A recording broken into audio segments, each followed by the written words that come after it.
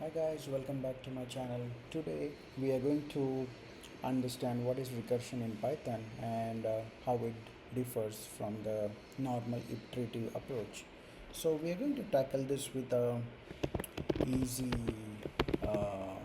use case that is easy to understand, right? So we will take something like I want to print numbers from 5 to 1. So immediately you might be thinking for loop is pretty straightforward as an iterative approach for this, right? So which is also correct, right?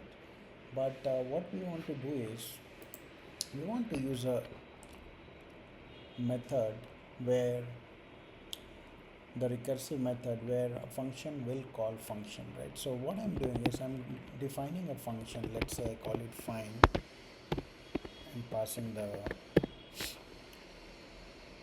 n as a parameter there, and if n equal to, okay, so something, then I print n, right?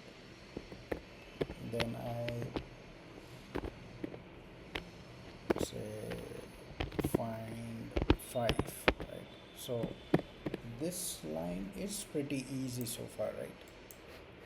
It will print us 5, right? Now our idea is to print 5 4 3 2 1. So what we're going to do is there should be a way, right, to understand like how things are going to work, right? So 5 4 3 2 1, right? So 5 is nothing but, let's say if we consider n as this, right? So 5 is nothing but n minus 1. Similarly 4 is n minus 2 and so on, right? So we have to build some logic here, right? So what we are going to do also, if you understand, right, if we don't do, let's say I do something like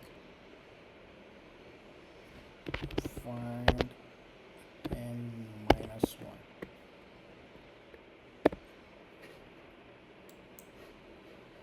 So if you see, it has exceeded the recursive function here, right? The maximum memory is utilized for this because the loop is continuously running here. It's breaking the program, right? So what we have to do is we have to add a logic here that when n is 0 you need to stop, right? So what we are going to do is we are going to add here a condition. If n equal to 0, then we are just going to return, right? So now when I run this particular program, it is going to return 5 4 3 2 1, and it will stop when n is equal to 0. So we have to understand two important parts here, right?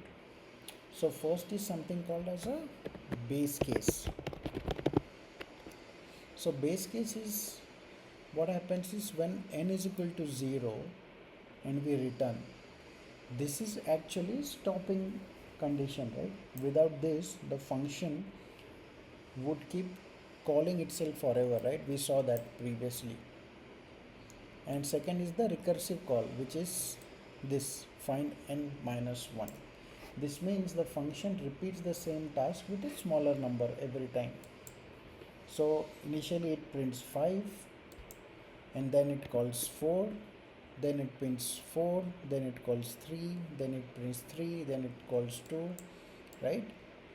And then it prints 2, then it calls 1, then it prints 1, and it calls 0, right? When n becomes 0, our base case stops everything. So that's when output becomes 5 4 3 2 1. Same result as of loop, but only thing is it's achieved differently here. So also you need to understand, right, what happens inside the memory here, right? The every recursive call waits for the next to finish. Like they get stored in something called as stack, right? So everything is like pushed down. So think of like stacking plates. You keep placing plates one on top of another. So when you stop removing them one by one from the top, recursion works the same way. You need to understand, two more things here. Loop repeats using a counter, right? And recursion itself, recursion, what it does is it solves the program, using a smaller version of the program, right? So loops are generally faster and use less memory. Recursion is useful when problems can be divided into smaller similar problems. So the important thing is to remember is iteration uses loop to repeat code. Recursion uses a function that calls itself, and it always needs to have a base case to stop, else the program will keep running and it will crash. And both can solve the same problem, just it's a different way of how things work. So I want you guys to practice. If you have any questions, let me know, and thank you for watching, and I will see you in the next one.